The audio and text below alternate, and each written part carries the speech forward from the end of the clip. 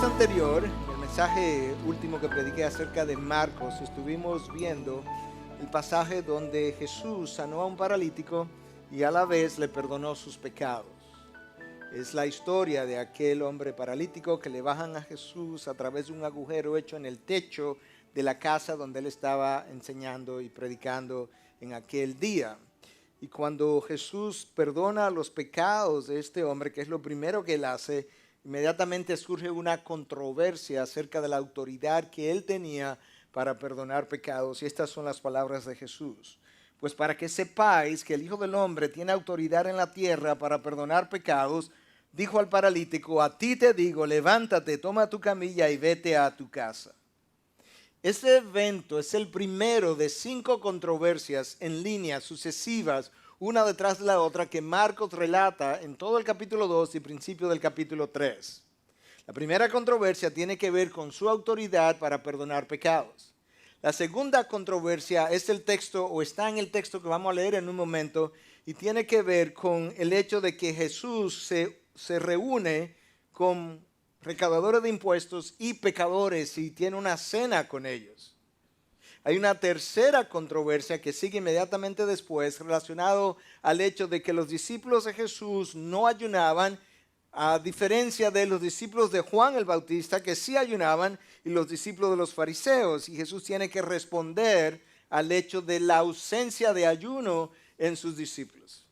Hay una cuarta controversia relacionada al día de reposo, porque en un momento dado los discípulos de Jesús tuvieron hambre, arrancaron unas espigas, se la comieron, y ellos entonces cuestionan a Jesús de cómo era posible que tal acción pudo haber sido hecha en el día de reposo.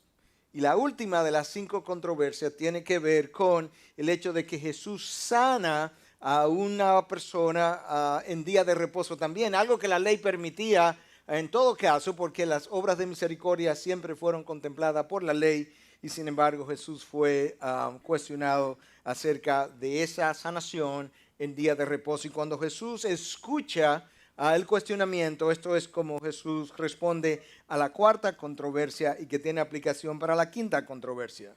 El día de reposo se hizo para el hombre y no el hombre para el día de reposo. Por tanto, el Hijo del Hombre es Señor aún del día de reposo. En otras palabras, yo que les di el día de reposo, yo que regulé el día de reposo, yo tengo derecho para hacer en el día de reposo, con el día de reposo, aquellas cosas que yo considero dignas de ser hechas. Y con esa introducción, entonces, yo voy a leer el texto de Marcos 2, del 13 al 17, donde se encuentra la segunda de esas 5 controversias que yo acabo de mencionar. Y él salió de nuevo a la orilla del mar, y toda la multitud venía a él y les enseñaba. Al pasar, vio a Leví, hijo de Alfeo, sentado en la oficina de los tributos, y le dijo: sígueme. Y levantándose, le siguió. Y sucedió que estando Jesús sentado a la mesa en casa de Leví, muchos recaudadores de impuestos y pecadores estaban comiendo con Jesús y sus discípulos, porque habían muchos de ellos que le seguían. Al ver los escribas de los fariseos que él comía con pecadores y recaudadores de impuestos, decían a sus discípulos: ¿por qué él come y bebe con recaudadores de impuestos y pecadores? Al oír esto, Jesús les dijo: los que están sanos no tienen necesidad de médico, sino los que están enfermos. No he venido a llamar a justos, sino a pecadores. No he venido a llamar a justos, sino a pecadores. Para entender y seguir el flujo del texto de una mejor manera, yo lo voy a dividir en 3 partes. Voy a hacer 3 subdivisiones del texto, de manera que usted pueda seguirme con toda claridad. Lo primero que yo quisiera ver, o que quisiera que viéramos, son las características del ministerio de Jesús, como salen a relucir en el Evangelio de Marcos. En segundo lugar, yo quiero que veamos el llamado de pecadores a ser parte del reino de los cielos. Y en tercer lugar, yo quiero que veamos de qué manera Jesús articula al final del texto su misión aquí en la tierra. Yo quiero comenzar entonces, como es obvio, con la primera, las características del ministerio de Jesús. Cuando tú estudias Marcos, que es un evangelio que se mueve rápidamente, tú te llevas la impresión de que el ministerio de Jesús fue un ministerio sumamente activo. Y de hecho, el texto que yo leí comienza de esta manera. Él salió de nuevo. Esa frase de nuevo, por sencilla que parezca, en el contexto de todo el resto que está ocurriendo, nos da una idea de que una vez más Jesús está ministrando, y en esta ocasión él sale a la orilla del mar, el mar de Galilea, que realmente era un lago, el lago de Galilea, y tan pronto él llega al mar, las multitudes vienen a él. Cuando tú lees el capítulo 1 y sigue para el capítulo 2, tú te encuentras que al final del capítulo 1 Jesús está en un tour de predicación por varias ciudades, y habíamos hablado de eso ya, que probablemente le tomó semanas o quizás hasta meses pudo haber sido, y entonces él regresa a Capernaum.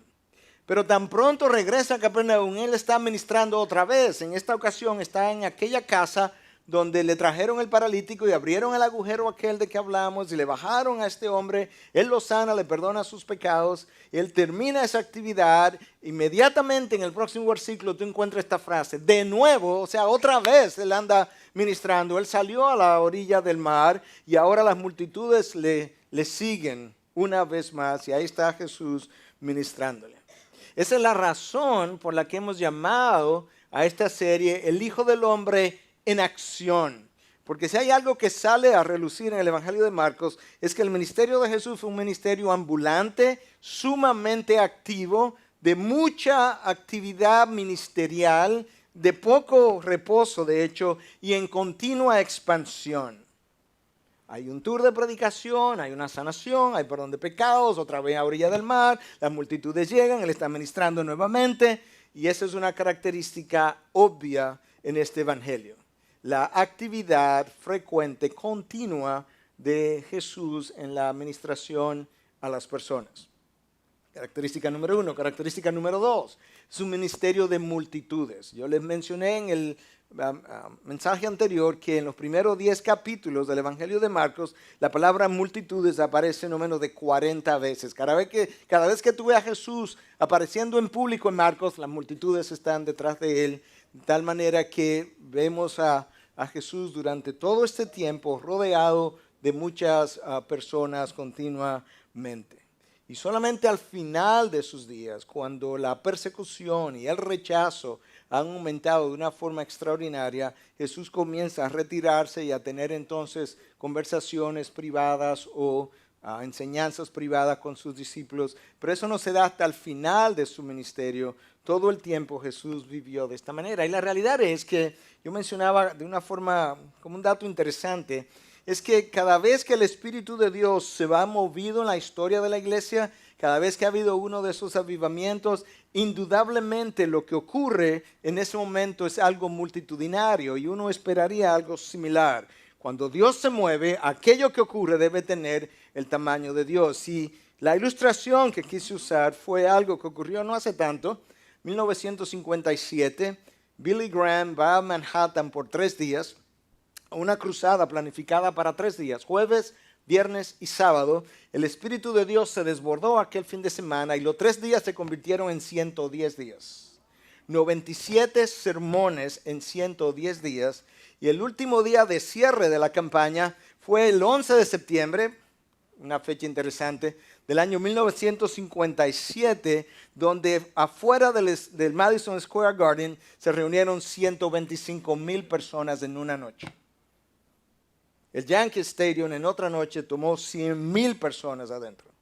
Cifras astronómicas durante 3 meses. Parecería que todo el mundo en Manhattan estaba yendo a esta cruzada. La gente en las oficinas salía a almorzar y se reunía a orar a la 1 de la tarde, 1:30, 2 de la tarde, y Dios parecía moverse de una forma extraordinaria. Los trenes llenos de personas a las 5, 6 de la tarde para Madison Square Garden durante 3 meses. Esa es la historia de los avivamientos de la iglesia, y nosotros vemos a Jesús rodeado, ¿verdad?, en un momento dado de grandes multitudes también. Primera característica es un movimiento de mucha actividad o un ministerio de mucha actividad ambulante, de continua administración. Segunda característica es un ministerio de multitudes. Tercera característica es un ministerio de enseñanza de la palabra. Escucha. Y él salió de nuevo a la orilla del mar y toda la multitud venía a él y él les enseñaba. No las enviaba, les enseñaba la palabra. Dios sabe, o Cristo entendía cómo su palabra no regresa vacía y por tanto él le predicaba a esta gente y eventualmente los frutos serían recogidos. Si hay algo que sale a relucir en los evangelios es la capacidad extraordinaria de Jesús como maestro de la palabra. De hecho, la palabra maestro aparece 45 veces en los evangelios en relación a Jesús. Fue un maestro extraordinario con una autoridad que nunca antes había sido vista. Cristo enseñó no solamente de forma autoritaria o autoritativa, pero enseñó también de una forma reveladora.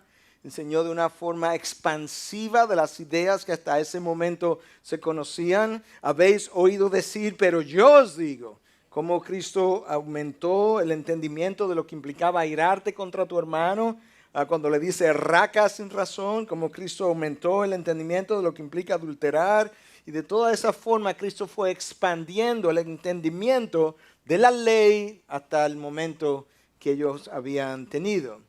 Él enseñó de una forma confrontadora, como nadie más lo había hecho, de una forma variada. Y todo eso hizo su predicación y su enseñanza sumamente rica, que hacía que las multitudes quisieran venir a escucharlo una y otra vez, una y otra vez.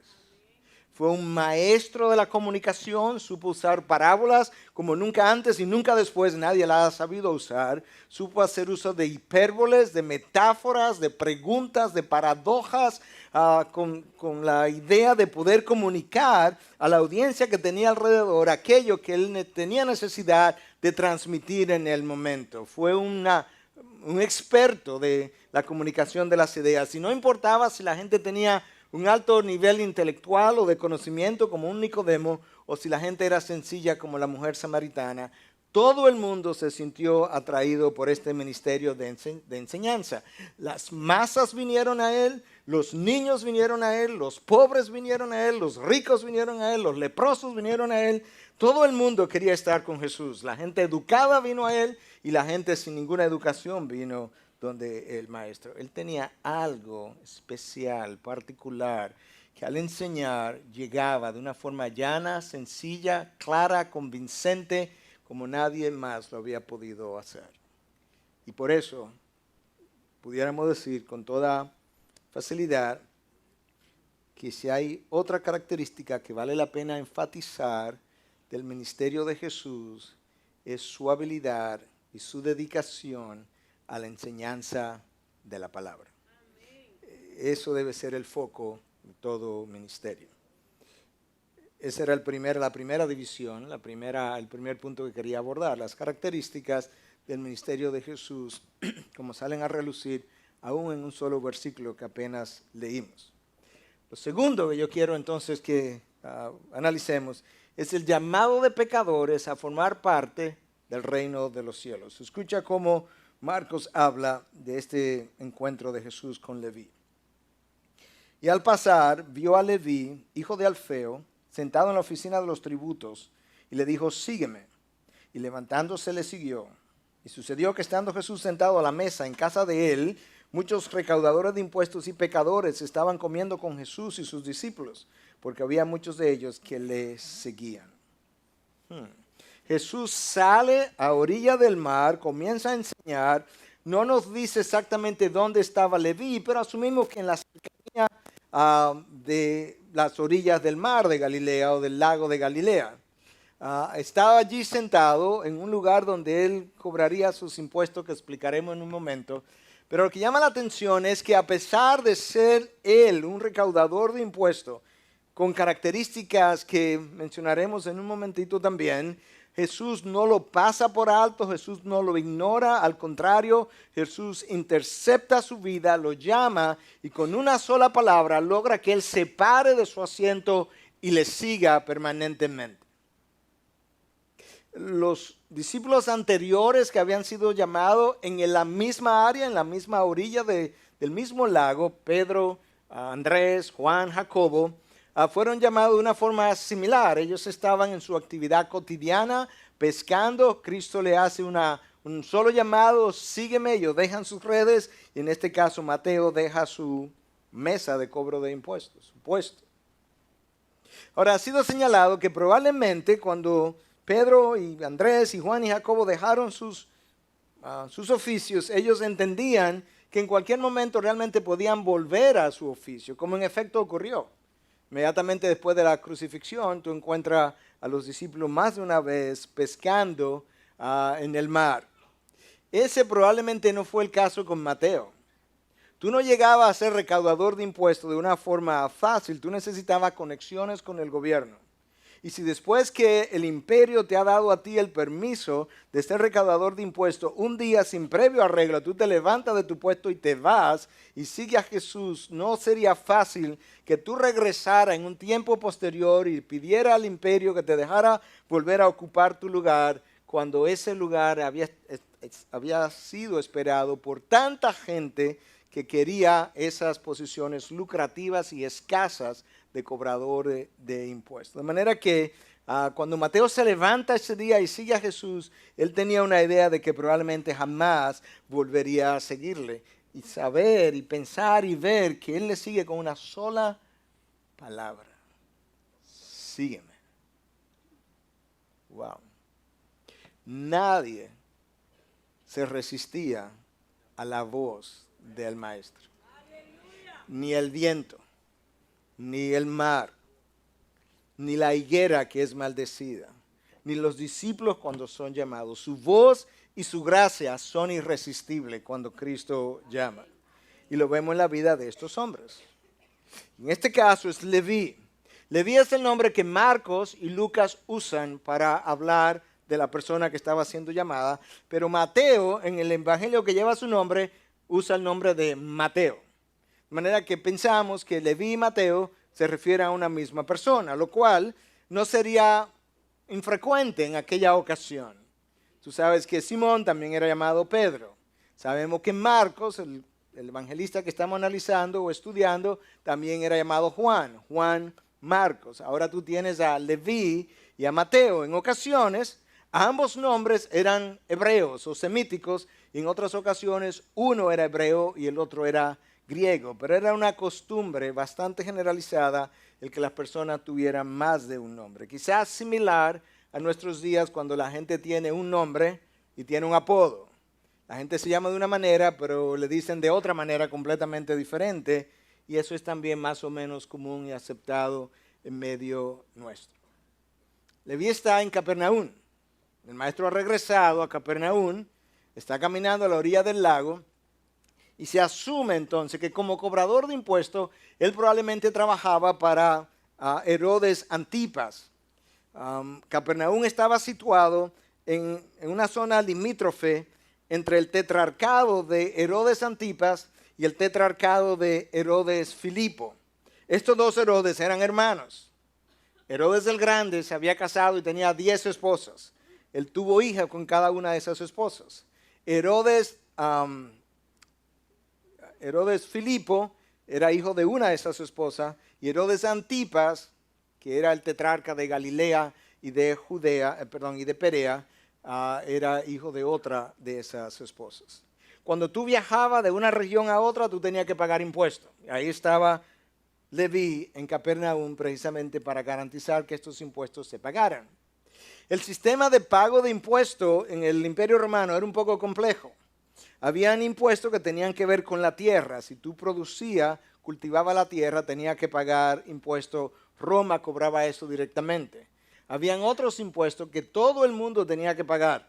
Si tú eras varón, desde la edad de 14 años hasta los 65 tenías que pagar impuestos. Y si tú eras mujer, desde la edad de 12 años hasta los 65 tenías que pagar impuestos. Roma cobraba esos impuestos directamente. El resto de los impuestos era cobrado de otra manera. Había un recaudador de impuestos que subcontrataba el cobro de impuestos.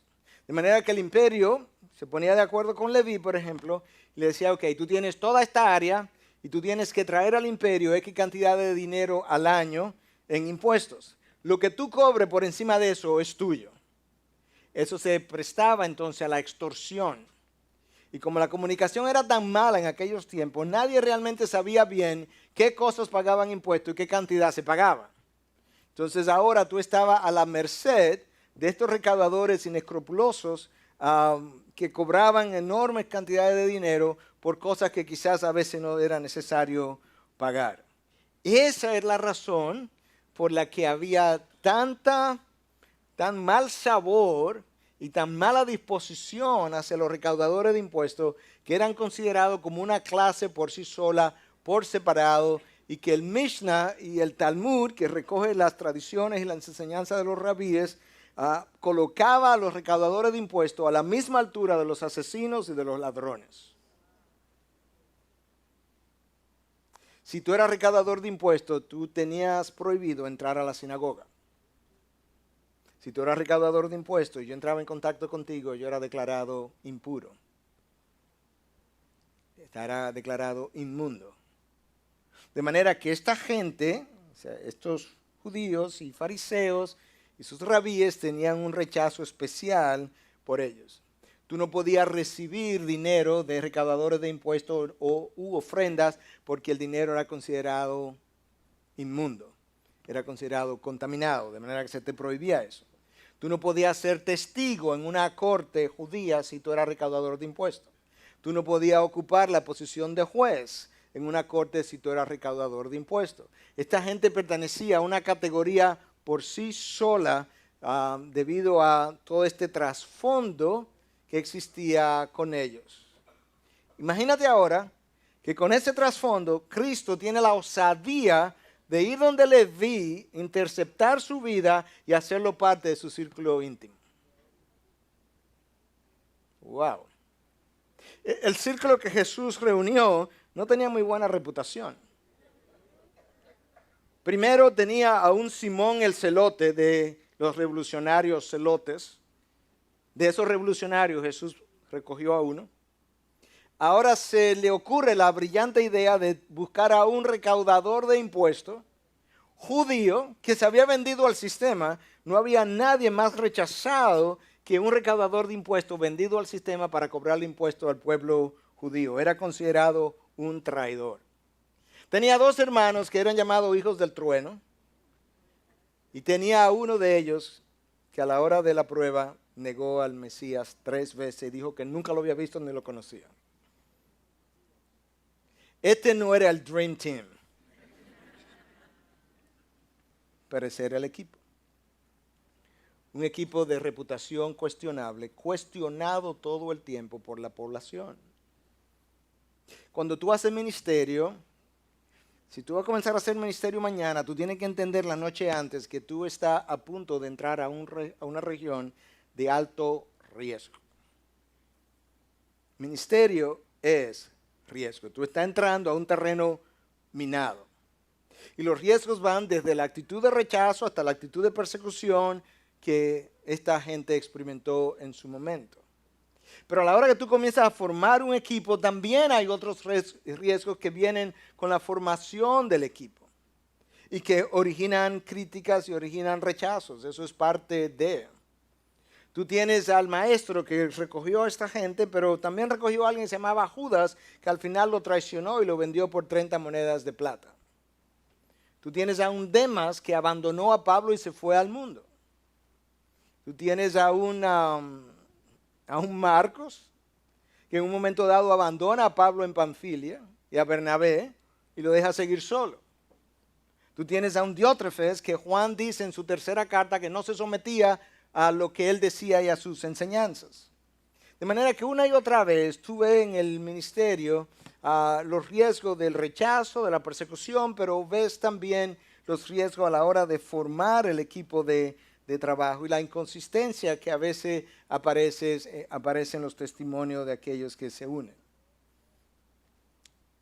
Marcos está relatando ahora el llamado de Leví y el cuestionamiento de la persona de Jesús por haberle llamado. ¿Cómo es que se reúne con recaudadores de impuestos?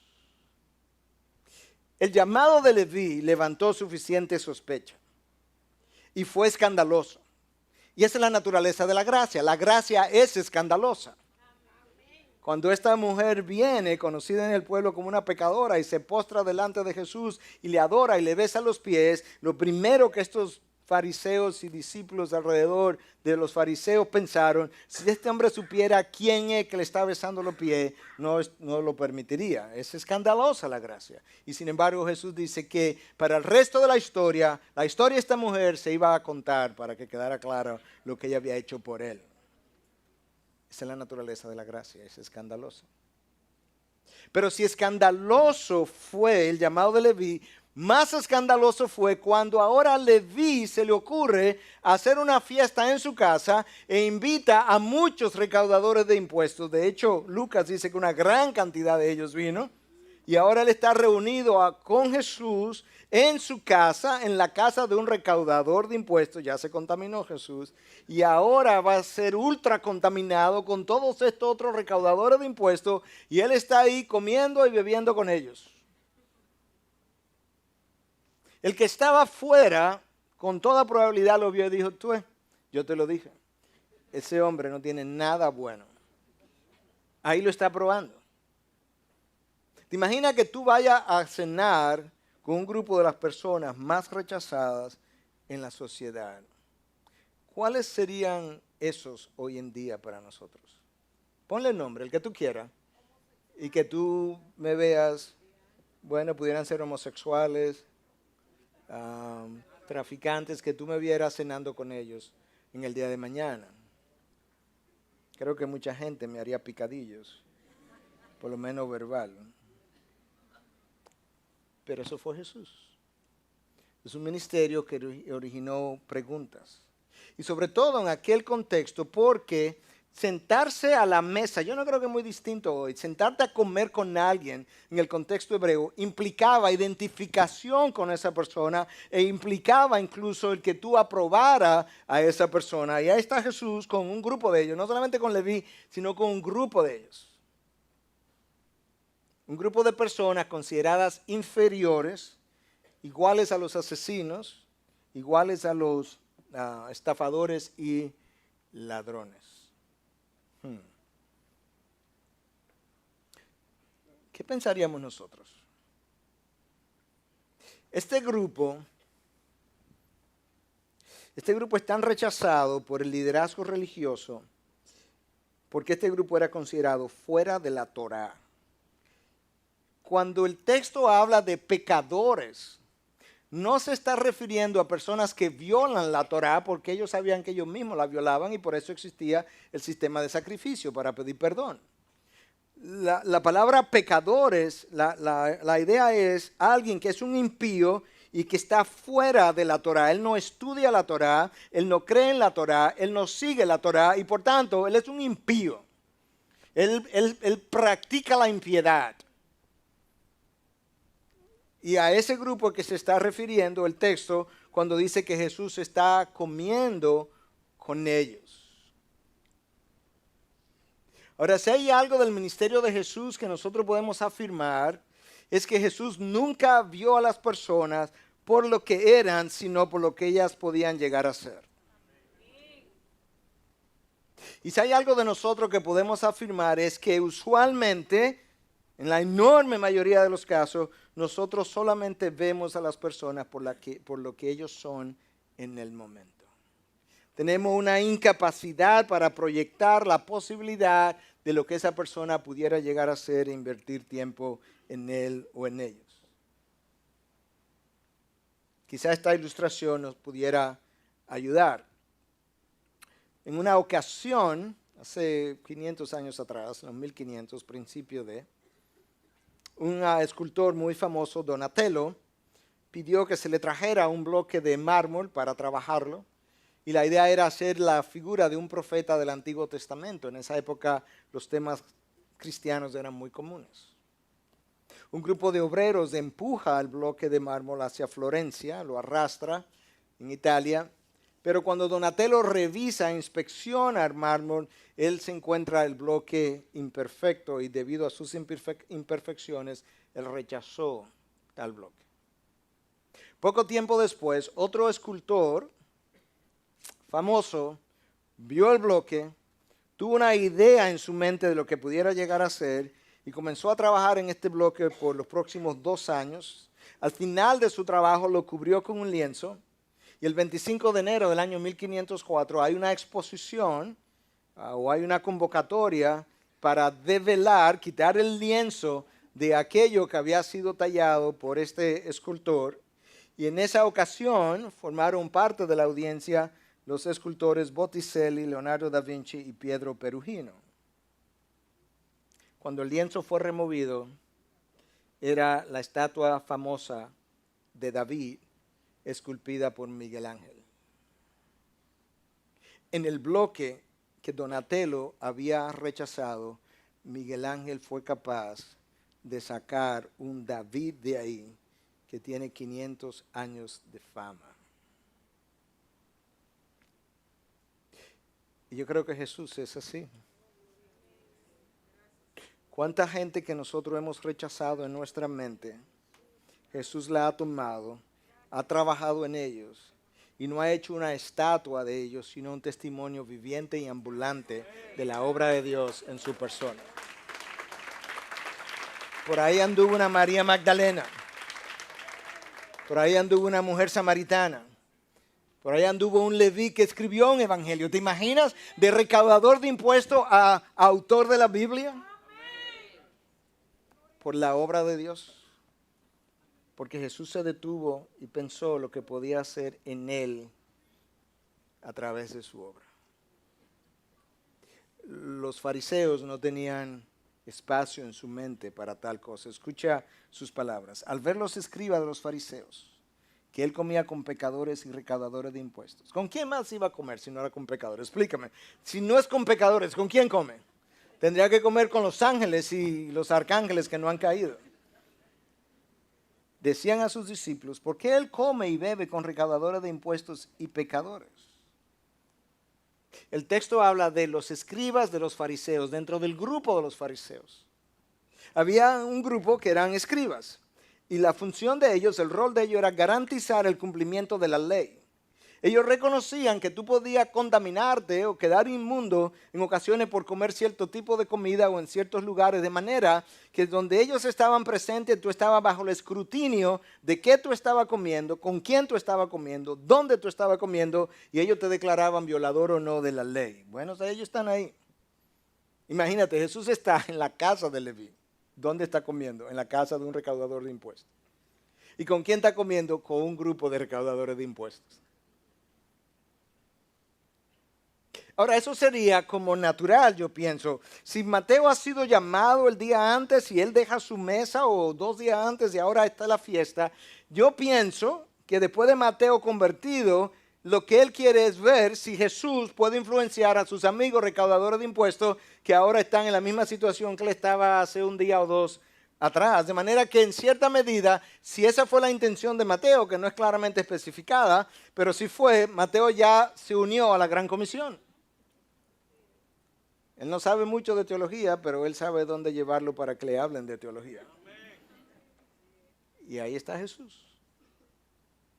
Ahora, si hay algo que a mí me impresiona de la persona de Jesús, es que Jesús no requiere el arrepentimiento como prerequisito para juntarse con la gente. Jesús no le dice a Mateo, mira Mateo, yo voy a ir a tu casa, pero antes de entrar en el patio afuera, en el jardín, yo voy a predicar la palabra. Y aquellos que se arrepientan, entonces pueden entrar a tu casa, yo me reúno con ellos. Sino que como la gracia es escandalosa por naturaleza, Jesús por gracia entra y cena con los recaudadores de impuestos, buscando el contacto con ellos, reconociendo que es la única manera como ellos pudieran ser afectados por el evangelio. Y yo me pregunto si tú y yo somos así, si tú y yo pensamos así. Si tú y yo, después de ver la gente y ver que realmente se comportan como recaudadores de impuestos, no hablan como tú, no se comportan como tú, no tienen el estilo de vida tuyo, tienen un vocabulario distinto al tuyo, si es nuestra naturaleza el juzgar su estilo de vida por un estándar cristiano, o si tenemos la gracia escandalosa para decir, Bueno, es que son inconversos y así son los inconversos. Así era yo cuando era inconverso y hasta que ellos no sean afectados por la gracia que a mí me afectó, ellos no pueden ser de otra manera. Los estudios han sido hechos y 5 a 10 años después de nuestra conversión prácticamente tenemos 0 amigos inconversos. Y la excusa usualmente es que ya yo no me puedo relacionar con ellos. ¿Quién lo va a alcanzar? Inconversos. Y yo estoy aquí esta mañana para sonar la campana y decir, tenemos que tener mucho cuidado porque nos volvemos fariseicos en el proceso y de repente sin darnos cuenta también nosotros nos consideramos tan superior al inconverso que realmente ya yo no me considero digno de juntarme con ellos nunca en ningún escenario, en ninguna manera. Yo no leo en Marcos, aunque es posible, pero no lo leo, que necesariamente Jesús predicara ese día. Quizás simplemente se limitó a comer con ellos, reconociendo que dejó el puente hecho para luego entonces poder tener el resto de la historia. Porque a veces pensamos que en el primer encuentro yo tengo que convertirlo, predicarlo. Y entonces te pasa como a mí me pasó. Yo me senté en Estados Unidos en la cafetería del hospital con un médico judío, un amigo, y a los 5 minutos yo estaba tratando de predicarle el evangelio. Él me dijo, yo estaba aquí a la izquierda, él se volteó y me mira hacia los ojos y me dice, déjame hacerte una pregunta. Tú estás aquí buscándome porque tú quieres convertirme, ¿verdad? Yo no sabía lo que le iba a decir, me subieron y me bajaron y estoy pensando qué digo, qué respondo, pero decidí ser honesto y le digo, bueno, sí.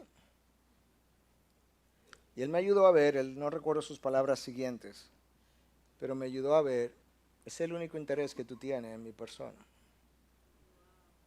Tú no tienes ningún interés en mi persona como tal, sino que tú me ves como un potencial convertido. Y ese día yo decidí que yo no iba a salir más como un tiro al blanco, como un cazador. Aquí hay una presa, ¡pah! El evangelio, ¡pah! El evangelio, ¡pah! El evangelio. Porque esa no es la manera de vivir. Tienes que relacionarte con ellos, crear un puente, crear un vínculo y cruzar el evangelio por el puente. Y tú no sabes lo que Dios hace cuando ese puente se establece. En el año 1980 yo me gradué y a mi graduación fue un médico muy conocido en el momento, de mucha reputación. Estuve en mi casa, hablamos como hasta las 11 de la noche. Esa noche yo había invitado a quien es mi esposa hoy a que viniera a nuestra casa, era mi día de graduación, no éramos ni novios todavía, era como mi primera salida, pero iba a ser a mi casa la noche de mi graduación. Y debido a que este médico estaba ahí conmigo y yo tenía 22 añitos, no sabía ni qué hacer ni cómo comportarme, no sabía cómo decirle que tenía que ir a buscar a alguien que me estaba esperando. Yo llegué 3 horas más tarde a buscar a Kat. Ella estaba esperando, se casó conmigo finalmente. Bueno, ese no es el punto. El punto es que yo continué intermitentemente manteniendo el contacto y el puente con él. Y bueno, finalmente me voy, aún desde fuera mantenía cierto contacto. Y recientemente su esposa estuvo comenzando a visitar nuestra iglesia y me abordó y me dijo que quería que yo lo visitara. Y pasaron los días, pasaron la semana y yo no había ido por diferentes razones. Pero la noche que hicimos el lanzamiento de Misión Antioquía, yo me fui a la casa pensando en su nombre. Y pensé que sería una hipocresía estar hablando de Misión Antioquía cuando tú tienes a alguien, que alguien te ha pedido que lo antioquice y tú no has ido. De manera que el otro día en la mañana, temprano, yo llamé a su esposa y le dije que quería ir y fui. Pasamos como 1 hora y media juntos, él recibió al Señor de una forma muy sincera. Su esposa dio testimonio de cómo luego botó todos los santos y toda la estatua que tenía y cómo tenía mucha paz y oraba todos los días. Y la historia tiene un final porque termina ayer. Recientemente, hace 2 semanas, él se iba afuera y él pidió que yo fuera a su casa en la mañana a orar con él y yo fui muy contento, me dio testimonio de su conversión. Por primera vez un hombre me besa en la cara. No podía hacer nada porque ya lo tenía pegado. Pero él estaba muy contento. Ayer me llamaron que había muerto en Estados Unidos.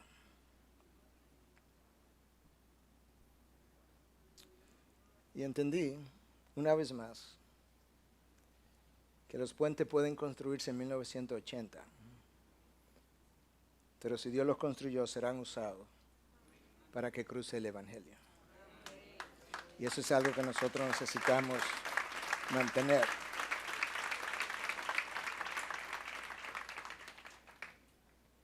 Jesús estableció puentes, Pablo estableció puentes. Nosotros necesitamos establecer puentes. Es parte de la gran comisión. Yo creo que nosotros estamos demasiado acostumbrados a vivir tranquilos donde estamos. Y en reflexión de este pasaje, Dios trae a mi mente una vez más el enorme estado de excitación y ánimo que ocurre cuando nosotros oímos hablar de misioneros que se van a alcanzar pueblos no alcanzados con el Evangelio. Y está muy bien. Pero a 3 pies de mí, en mi oficina, hay una persona no alcanzada que no me produce ninguna excitación ni ningún estado de ánimo para yo alcanzarlo. Y Dios me hacía ver lo fariseico de ese corazón. Porque ¿por qué estoy tan contento con aquellos que están tan lejos donde yo no puedo ir ni llegar? Y el que está aquí a mi lado también en la misma condición, no ha alcanzado, o mi vecino que yo veo cuando salgo a buscar el periódico, no ha alcanzado, no me produce el mismo estado de excitación de que, wow, si yo pudiera alcanzarlo. ¿Por qué el indio de la jungla es tan exciting? Y el vecino de al lado no lo es. O es más rimbombante el indio de la jungla. Puede ser más religioso, pero no es más bíblico. Este está a mi lado, alcanzable por mi persona, donde Dios me ha llevado. O está viviendo al lado mío, donde Dios me ha llevado a vivir para que yo cruce el Evangelio. Y yo necesito entonces pensar en los Levís en mi vida y tratar de llegarles, porque para eso Dios me ha llevado. Yo creo que a lo largo de la historia los cristianos han cometido 1, 2 o 3 errores. Uno es el error separatista. Ya no me junto, ya yo no pertenezco a ese círculo, ya no lo quiero ver, no lo quiero saludar, ya más nunca. El otro error es entonces el otro extremo, que nos asociamos tanto que nos asimilamos y ahora somos como ellos. O tratamos de poner un pie en el reino de los cielos y un pie en el reino del mundo y tratar de vivir de esa manera, y esa posición es imposible de vivir. Como que no sabemos mantener vidas balanceadas. No sabemos cómo hacerlo. No sabemos cómo vivir la vida cristiana como Cristo la vivió. Y nosotros necesitamos balancear esa vida si queremos ser ciudadanos de la Gran Comisión y si queremos ir abrazando mejor Misión Antioquía, como le hemos estado hablando. Bueno, Jesús hizo el contacto con este grupo, y al hacer el contacto con este grupo es criticado, y en el momento que es criticado, Él responde de una manera que nos permite llegar a mi tercer punto, que es la misión de Jesús articulada por Él mismo. Escúchala, versículo 17. Los que están sanos no tienen necesidad de médico, sino los que están enfermos. No he venido a llamar a justos, sino a pecadores. Jesús establece una ilustración, hace uso de una ilustración para que nosotros veamos lo ridículo, si me permiten usar la palabra, de la crítica que le acaban de hacer. Imagínate que yo esté como médico en mi consultorio, venga un paciente y entre y me diga, doctor, yo estoy muy mal, tengo 3 semanas con fiebre, estoy tosiendo, me duele mucho el pecho, estoy deshidratado, estoy vomitando, y que yo le diga, bueno, date media vuelta porque tú estás muy enfermo, yo estoy aquí para ver a sanos. ¿Qué usted pensaría? Que yo estoy de psiquiatra. Bueno, Cristo está articulando la misma verdad, pero con relación al alma. Yo no he venido a llamar a justos, sino a pecadores. Este grupo de recaudadores de impuestos, eso es lo que ellos son, pecadores. Para ese grupo fue que él vino. Dentro de los pecadores pudiéramos hacer dos grupos. Pecadores personas que son pecadoras y lo saben, y personas que son pecadoras y no lo saben y no lo reconocen. Pero este está peor. Porque si yo tengo cáncer, lo sé, lo reconozco y me están tratando, yo estoy mejor que aquel que tiene cáncer, no lo sabe y por tanto no lo están tratando. Y eso es lo que Jesús está tratando de ilustrar.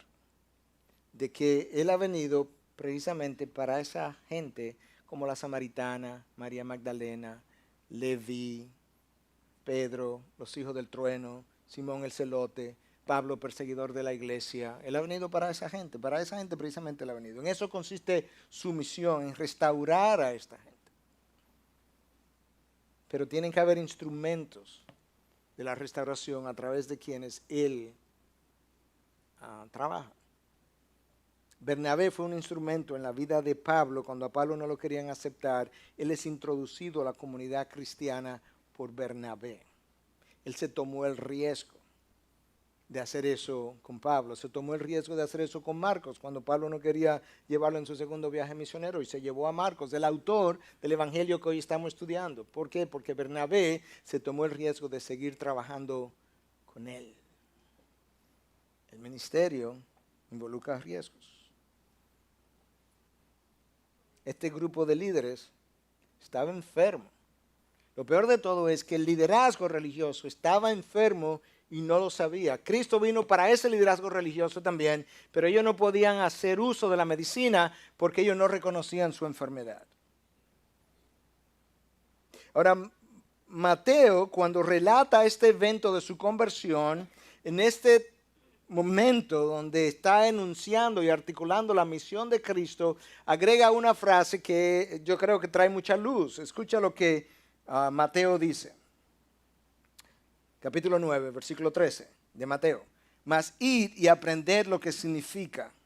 Misericordia quiero y no sacrificio. Esa es la frase. Porque no he venido a llamar a justos, sino a pecadores. Oseas 6:6 es la cita que está siendo mencionada ahí por Mateo. Y básicamente Oseas fue un profeta del reino del norte en un momento dado en que los sacrificios del pueblo de Israel estaban contaminados por sus estilos de vidas inmorales. Y lo que Cristo está diciendo es, yo no quiero estos sacrificios que ustedes me traen cuando estos son sus estilos de vida. Yo preferiría que ustedes pudieran tener una vida y un aprecio por la misericordia que lo llevaría a estar más en unísono con lo que es mi estándar y por tanto a prestar atención al otro, al pecador, a quien vosotros tendréis que perdonar, etcétera, etcétera, etcétera. Misericordia quiero en vez de sacrificios. Eso yo creo que si lo traemos el día de hoy, sería semejante a esto. Venimos a la iglesia, cantamos, levantamos las manos, venimos a los estudios bíblicos, esos son nuestros sacrificios. Pero luego no tengo nada de misericordia con el inconverso que trabaja al lado mío, o que vive al lado mío, o que camina conmigo. No tengo nada de misericordia hacia él, lo condeno, lo critico, lo juzgo, en vez de tratar de establecer un puente que eventualmente me permita cruzar el evangelio de la gracia a través de. Yo creo que a nosotros entonces, si nos comportamos así, o a mí, Cristo pudiera bajar y decirnos, hey, misericordia quiero y no sacrificio. ¿Por qué no te llenas de mi misericordia y dejas de ofrecerme sacrificios? Porque cuando te llenes de misericordia, lo que vas a hacer con la misericordia será un mejor sacrificio, más grato, de mejor aroma a mi presencia que lo que vienes haciendo hasta ahora. Yo creo que nosotros necesitamos reflexionar, sobre todo en esta etapa, dónde yo estoy, porque para entrar en la gran comisión, para entrar en lo que es Misión Antioquía, yo voy a necesitar una mayor dosis de misericordia hacia aquellos que tienen un estilo de vida y una condición de pecador como yo estaba un tiempo atrás. Que me mueva a la acción. Lo que me mueve a la acción es la misericordia que siento. Si no siento misericordia, no voy a ser movido a la acción. Lo que me mueve a hacer algo por un paciente en ocasiones es la misericordia que siento al ver su dolor, pues lo mismo con su alma. Lo que no nos motiva es la falta de misericordia hacia aquel que me queda al lado, y la razón por la que no me motiva es porque está tan cerca que es a mí que me toca. Aquel está tan lejos en el campo misionero que le toca a otro, y qué bueno que yo puedo apoyarlo con un cheque mensual. Gloria a Dios, qué maravilloso eso. Pero ¿no sería igualmente maravilloso si yo me convierto en misionero a 3 pies de mi escritorio o a una casa de la mía? Tenemos que movernos, hermanos. Y quizás esta historia final nos ilustra y nos cierra. Cuando Oliver Cromwell subió a la corona de Inglaterra, en los años 1600, primera mitad de los 1600, hubo una crisis económica y no había plata para hacer monedas. Entonces él dio orden finalmente en la desesperación que visitaran las iglesias en busca de alguna plata que pudieran encontrar. Bueno, sus guardias y oficiales visitaron las iglesias y le reportaron que la única plata que existía era la plata de las estatuas de los santos. Y Cromwell respondió y dijo, pues derritan a los santos y ponlo a circular. Yo creo que Dios tiene que derretirnos y ponernos a circular. Que Dios tome los santos, los derrita y nos ponga a circular de manera que la gran comisión pueda llegarse a realizar con nosotros en medio nuestro y más allá. Que Misión Antioquía pueda llegar a ser, porque con los santos no circulando no se puede hacer misión. Que Dios tenga compasión de nosotros, nos perdone nuestra inactividad y que tenga gracia para derretirnos y ponernos en circulación para la gloria de su nombre y la expansión de su reino.